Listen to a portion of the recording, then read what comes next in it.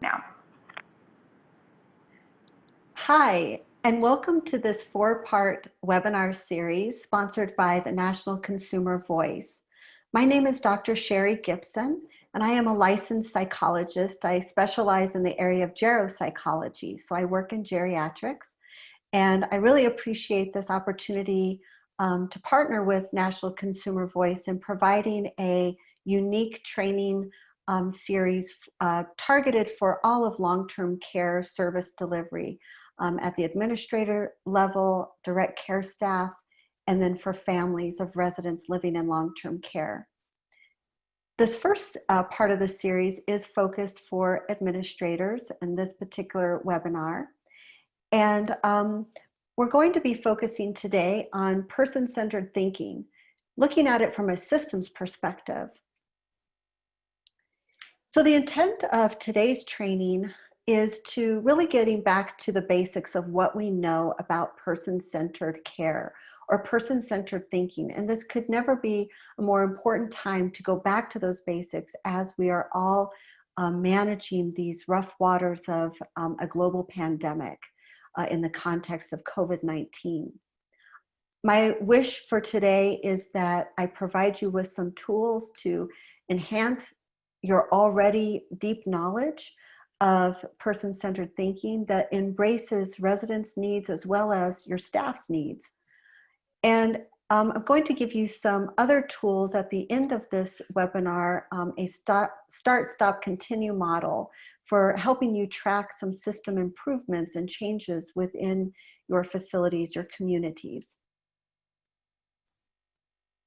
Across the globe and across our nation, a large number of cases have been reported. Thousands of people have died and millions of people have been affected. But no matter the number, each person is an individual, which reinforces the need for person-centered care during a time of COVID-19. To start this training, we have to go back to very early beginnings that started with Carl Rogers, who really was the creator of person-centered therapy. And he emphasized three main tenets of person-centered therapy. That is, empathy had to be at the core of a therapeutic change. Empathy, as you may know or may not know, is this deep understanding of a person's problem, of a person's suffering, coupled with a desire, an authentic desire to help that person. Clients are viewed through a lens of potential, not through a lens of faults or problems, but it really is a strength-based model, a strength-based approach of seeing people. And that the therapist or the helper exhibits always a positive, non-judgmental regard for that individual. By definition, person-centered thinking at its core means that we support people versus dictating what they should do or fixing the problem. Again, it's a strength-based approach that builds off the already existing strengths of an individual. And the way we do that is we have to deeply know and understand the personal story of the people we serve. Person-centered thinking also creates and builds a culture of learning, partnership, and accountability to each other.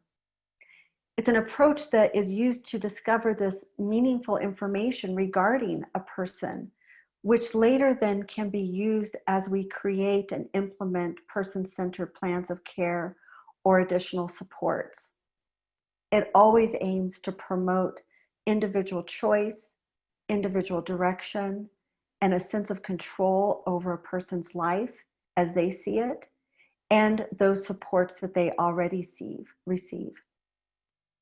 And it also helps that to ensure individuals are allowed positive control over their desired life, not our desired life, and are recognized for their contributions to their community of choice. They're supported through paid or natural supports within those communities.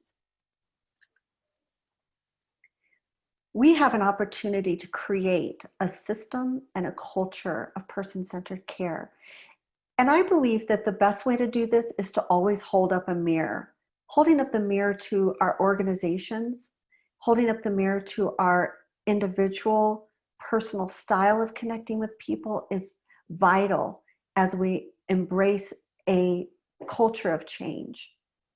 Ways that we do this is reframing our language about how we talk about people, how we describe the people we serve, how we describe them as people with problems, not problem people.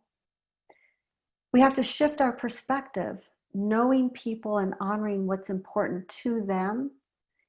I like to think of this as values, while balancing what's important for them. And I'll talk more about this a little bit later in the webinar. At the very center of this is active listening. Active listening means that we're completely engaged in listening to the person and how they want to live. What is their desired life? What is meaningful to them?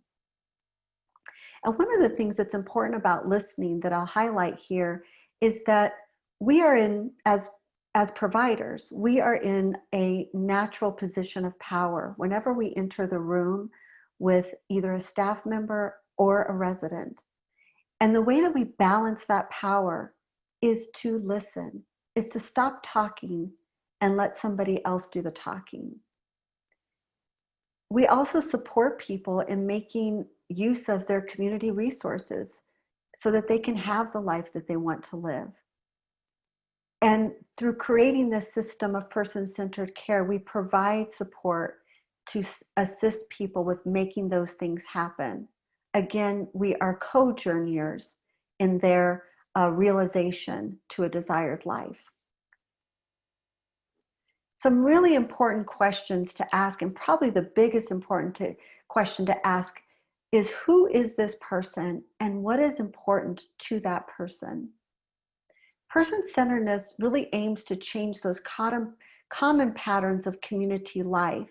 It fundamentally challenges the practices that unfortunately separate people into us and them categories and perpetuate controlling relationships. I often think about when I am providing care to people in long-term care communities, that I want to provide the level of care that I would wish not only for my own family members, but the kind of care that I want when I am in a resident in long-term care. And so I want that relationship to be equal. I want that relationship to be a partnership, to be a consultative one even. Honest person-centered planning can only come from the respect for the dignity and the completeness of the entire person, seeing the person for the whole person. And I like to, and I've been trained to see people through a bio, psycho, social, and spiritual framework. That really is the complete whole person, understanding those four vital pieces of them and how do we fit in there to help them create a desired life.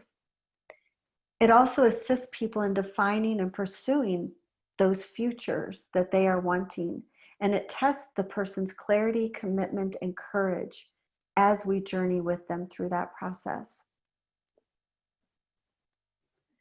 I think two really important components of person-centered thinking is understanding quality of life and self-determination. What does quality of life mean to that person? I'll give you an example that recently came into my life. I have a friend and a colleague who's 81 years old, and during COVID received a diagnosis of a cancerous tumor that was located at the back of his tongue.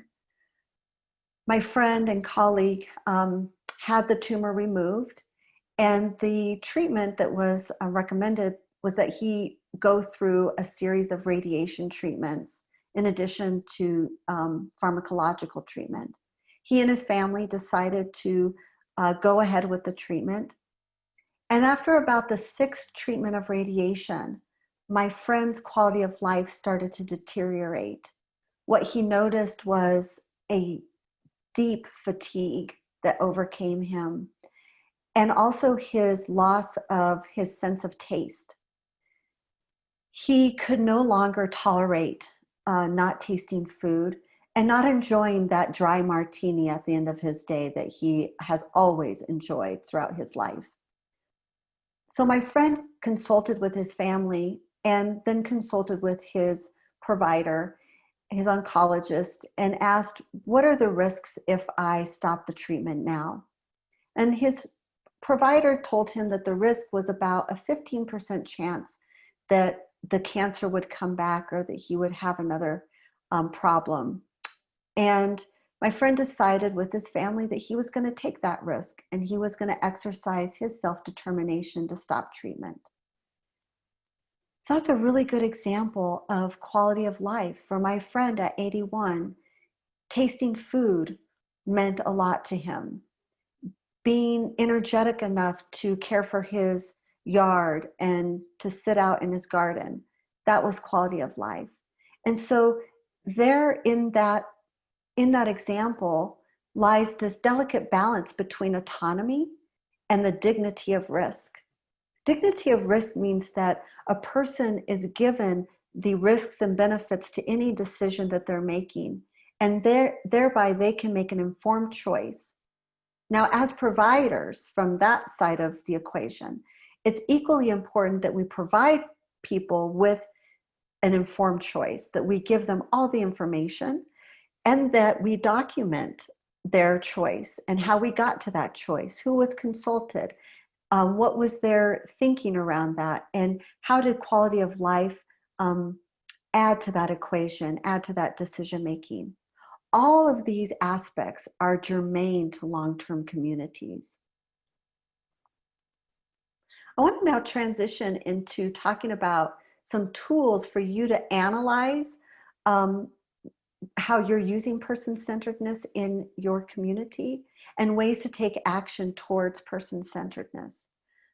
I like this, this cartoon that is showing on the slide of a person saying, our policy is patient-centered care, so you have to fill out forms AB 6 through 12, MR 7 through 9, and XE 113. And the client across from the person says, don't you mean paper-centered care?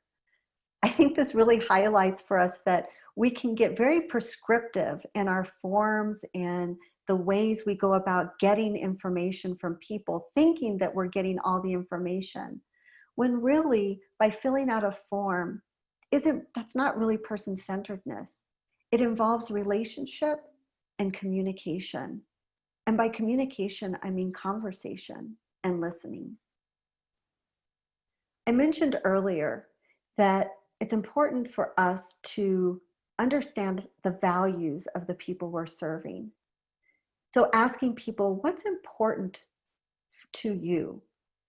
And things that might come up is comfort, happiness, contentment, fulfillment, satisfaction.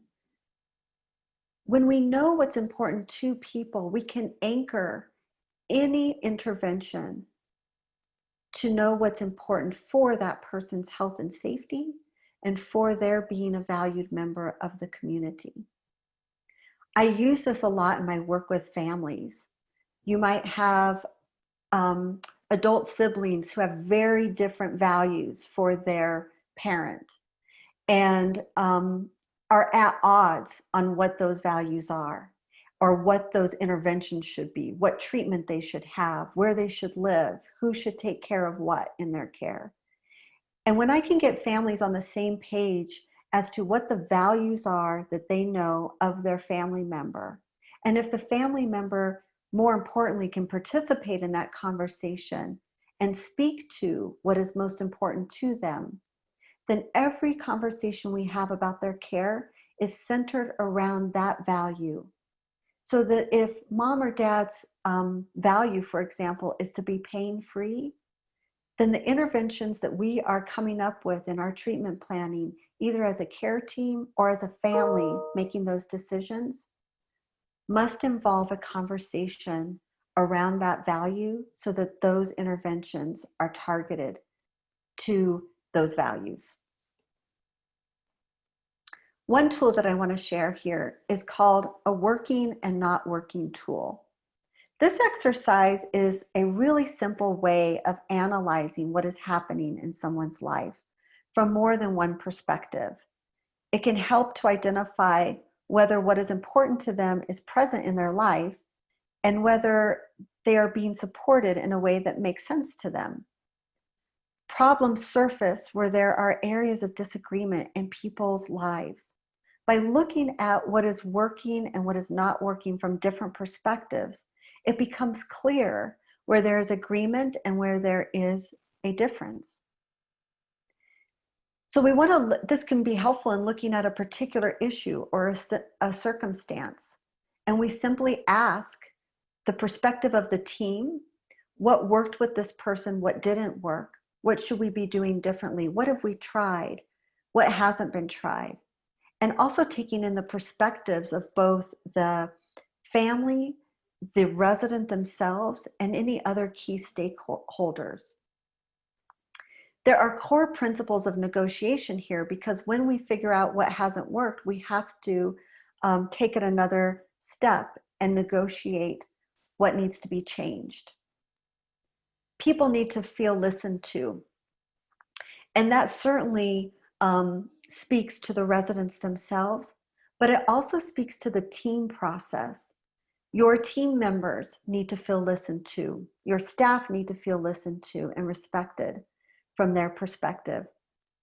You have to start on common ground. What can everybody agree on? And you have to be unconditionally constructive. What do I mean by that? Essentially that no matter how tempted you are to take a side, you don't. And you don't criticize people's perspectives. What's wonderful about the perspectives of others is that diversity brings us towards creativity. When we shut down the diversity of perspectives, we shut down opportunity to create something innovative, new, or to see all sides of a problem. Solutions will pop up naturally when you facilitate that well.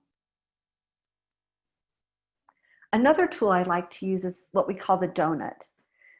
The donut is really interesting here. It's a way to think about and identify specific roles and responsibilities of people in a particular situation so that people know what has to be done a particular way and where they can experiment and be creative. It also helps, or it also identifies rather, what is not part of someone's role.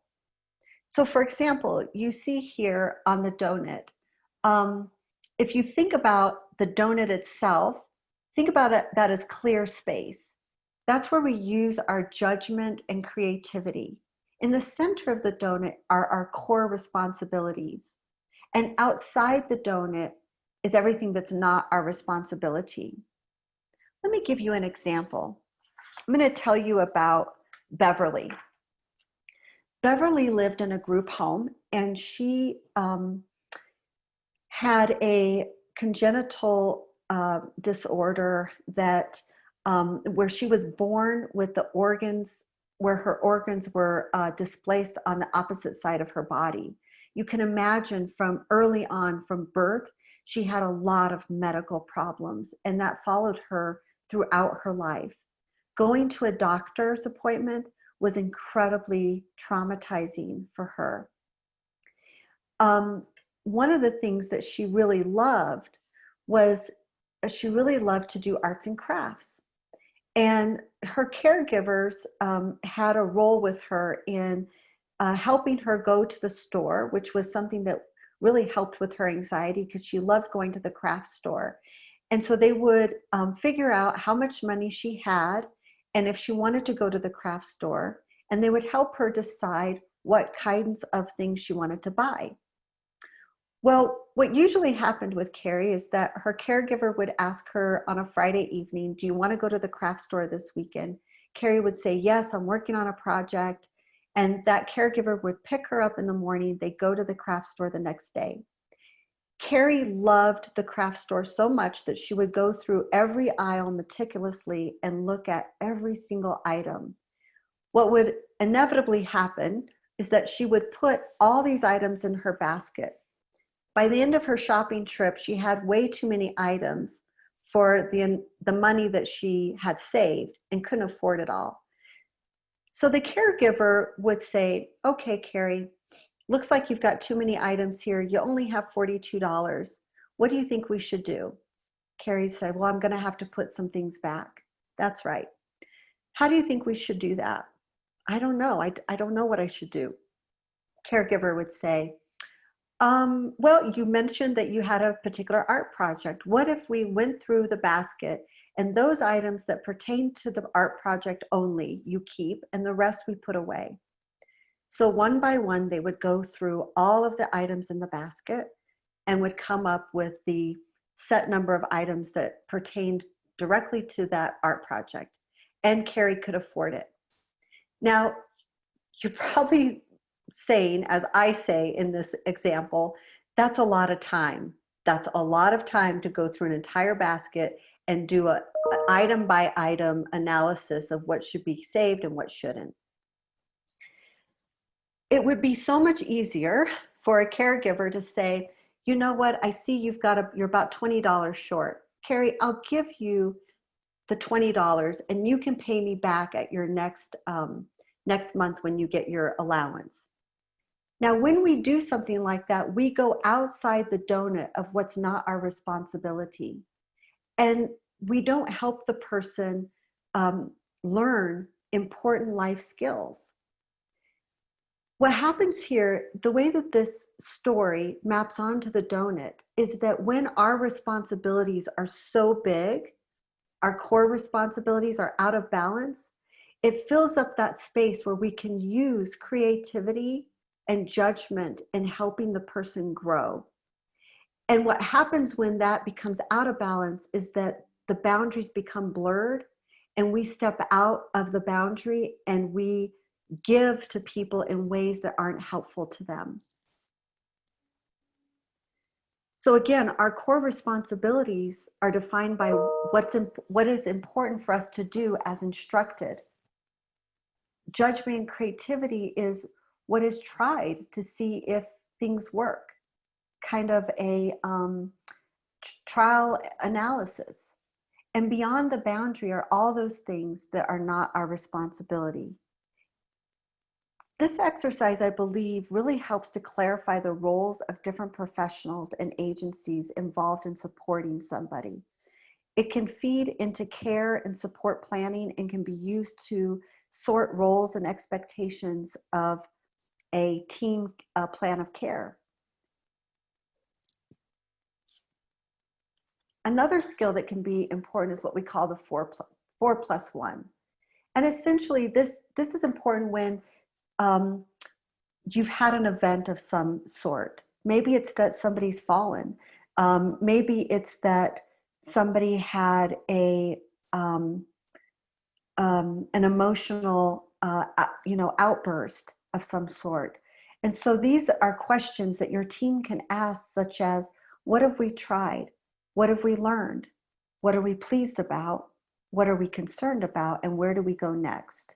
It can also help at the administrative level as you are developing policies and procedures, particularly around COVID. Because right now it's a moving target. Week by week, we're always having to change the policy. We're having to modify our procedures in order to meet the needs that we couldn't even forecast. And we still can't forecast what's going to happen next week compared to what's happening right now today. So how do you incorporate person-centered thinking into your community? Well, I think the most important way is that it has to become a lifestyle. You don't clock in at 8 and become person-centered. This is something that you embrace as a philosophy in how you see all people, whether it's your neighbor or your family member, or the grocery store clerk, or the barista at the coffee shop. Remember coffee shops? They were great. You also want to scan the foundation to make a business case for why person-centered approach makes sense in long-term communities. You have to analyze your internal processes and procedures, and that includes looking at the forms. How do you get information about the whole person? Is it a checked box? Is it categories that are rigidly identified and don't allow for the grayness of a person, the variability, the diversity of a person's experience. And always holding at the center of that informed choice, involving interactions not only with the person, the resident, but also their family and their supports and their choice of level of participation. Finally, I want to run through a start, stop, and continue exercise, which I think is really helpful to administrators. This can be an effective tool for getting feedback from your staff or your administrative team. It's helpful in doing like a checkpoint at the middle of a project to see how things are going, and it can generate meaningful discussion of lessons learned at the end of a project or at the end of some massive system change that you've implemented. What you first want to do is gather people around a discussion of starting. And the question should always be, what should we be doing? What should we start to do around person-centered care? You want to list items that the team is not doing but think they should be doing. Generate new ideas that have come up but haven't been considered before.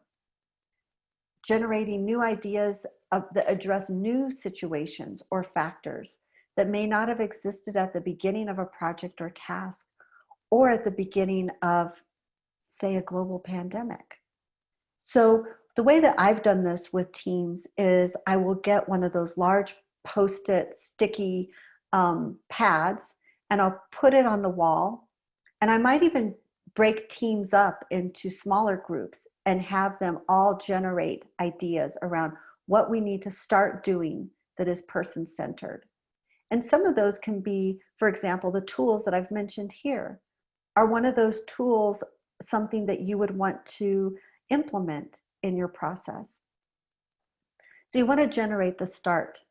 The next you want to do is talk about what should we stop doing? What gets in the way of person-centered care? What are we doing that is not effective and might actually be causing more harm than good?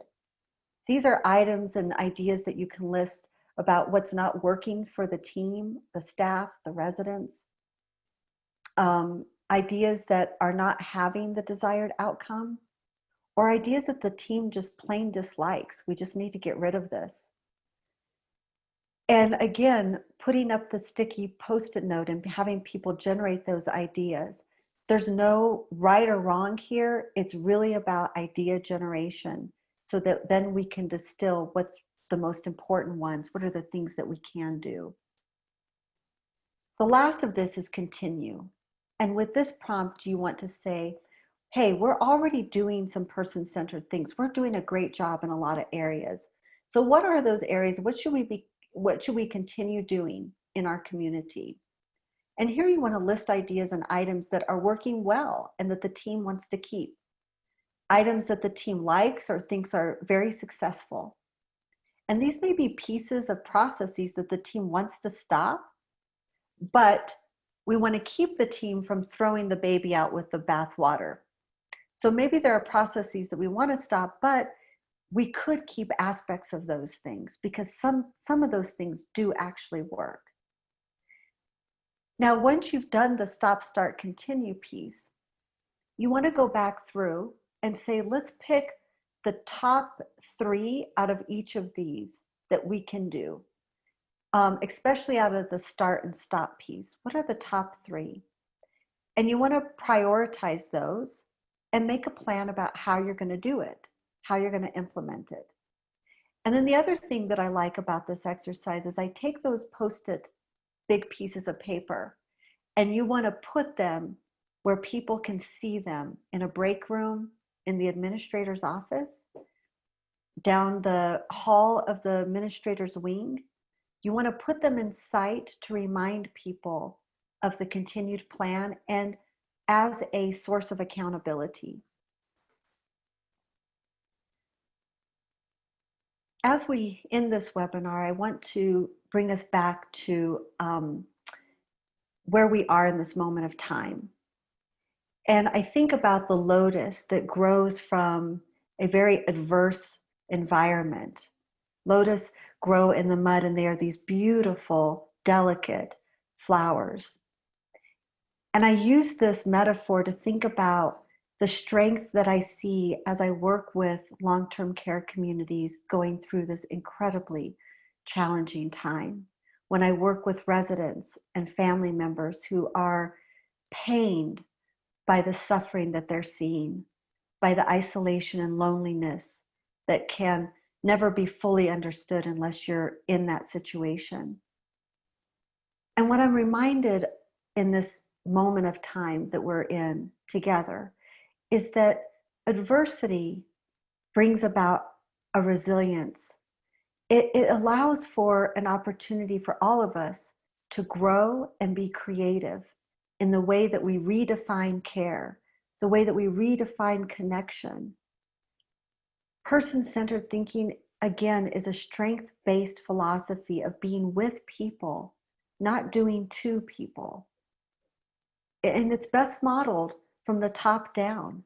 As administrators, you have a wonderful opportunity here to model for other people.